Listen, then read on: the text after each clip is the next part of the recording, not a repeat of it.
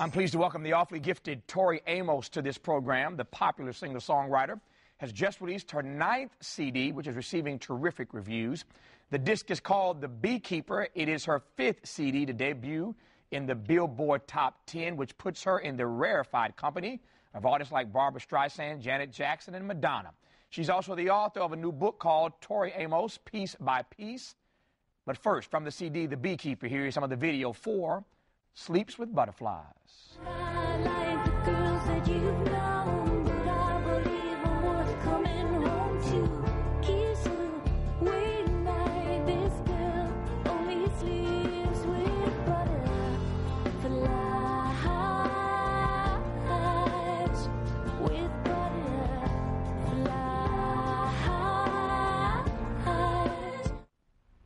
Tori, everything you touches turns to gold. Nice to see you. Good to see you. Gold. I'm disrespecting you. Not gold. Platinum. Double platinum. Triple platinum. What's the secret? Everything you put out goes to the top 10. Well, I try and listen to the songs as if they're beings. I see them as creatures. My grandfather taught me, well, he tried to teach me anyway, about the sacredness of life. His people were on the Eastern Cherokee tribal rolls, and they escaped the Trail of Tears and lived in the Smoky Mountains. And they taught him the stories and the way that they would listen to the Earth Mother. And he was a great storyteller. So I would sit on his lap as a little girl and listen to him weave tales of things that were happening at the church and in town. How does that translate years later into how you go about constructing your lyrics? Because I get the sense that lyrical content is important to you. Everything's important to me. Yeah. What is not music within the song is important. When you breathe, the silence is essential. Every ingredient. That's like saying to a chef, well, the salt, where is that? Doesn't even matter. It's so simple, like breathing. Every element is part of this structure that you're creating. Music is ether. So I'm trying to translate this ether entity into a sonic building, if you will, that you can walk into without leaving your chair. Tori Amos is too deep for me. But that was so very, very nicely put, and it leads me to ask this. How did you know that your mission was to be in construction, if you feel me? Yeah, I feel you. Well, I've had to be tugged and pulled, and I've had some great pushes and teachers along the way that wouldn't put up with me slacking off. And I think that I really needed all children that have potential are only that. And unless there are those of us, I have a little girl now who's 4.5, and I'm watching how, wow, without my parents, my dad is a theologian. He has his doctorate from Boston University and very Christianized. And my mother has her Cherokee belief system and yet is a very Christian, gracious woman. And so I don't necessarily see their ideology as my own. However, the discipline and the nurturing of this garden to allow you at a certain point to be your own gardener. Now that was the trick. That's where my grandfather said, you have to tend your own.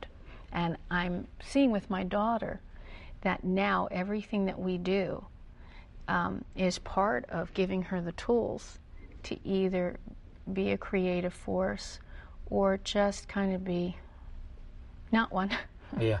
You have raised your daughter's name now, or raised your daughter a couple of times in this conversation. And every artist, every person, not just artist, every person who's busy and who travels and moves around, and in your case, puts out CDs and writes books, has to figure out how and when and the space in which they're going to engage their children when they have kids. From what I'm told, you don't do anything without your daughter. You don't go places without her. You don't move without her. Your daughter is like a part of every single thing you do. One, is that true? And number two, how do you do, back to my point, all of this and never leave your daughter out of any of it? Well, I was an older mom, and I suffered a few miscarriages. Which you write about in this book, and I want to come back to that, but go ahead. And I think that I began to really look at what I wanted my relationship to be. And I looked at my mother and how she and I have always been extremely close. She's my touchstone. And she taught me the love of stories. And I think without my mother, I would be a musician, but I wouldn't necessarily be a songwriter, because my mother was reading me Edgar Allan Poe when I was 5, and she was going to be a teacher of literature. And so she never fulfilled that dream, but you see, she passed her wisdom and her learning. She's my greatest teacher. And so seeing that relationship, and you know, when you're climbing, especially in the music business, it can be extremely ferocious to hold the artists, and yet the music business and music, sometimes it's the dichotomy. There's not a lot in common with music and the music business much of the time. So I wasn't necessarily thinking about how to be a mom like my mom was to me. But I think surviving these very painful losses gave me so much, and it gave me a sense of life, really of value, and how truly fragile and precious life is. So when the gift of motherhood came, it wasn't just, it's an entitlement. It's something that women get to do because we're chicks. I really began to see, I have a chance here to be any kind of mother I want to be. What kind do I want? And if I can emulate my mom, what a gift. Let me ask you, to your earlier point about the miscarriages you suffered, why it is in this book, Piece by Piece, and Piece by Piece is a perfect title for it, because you didn't leave any pieces out, it seems. You were so open, so expressive, so forthcoming, and I know that people are going to be enlightened and empowered and encouraged by that, fans and beyond fans who pick up this book and read it. But I as I went through this, though, I was wondering why you felt the need to be, the call to be so comfortable with being so open, because your fans aren't necessarily entitled to all of that, but you put all of it out there. I can imagine something more painful than a miscarriage, and you talk about it in this book. Ann Powers, the woman that I collaborated with on this book, she is quite a force in the music industry. She can be a pretty tough critic from the New York Times.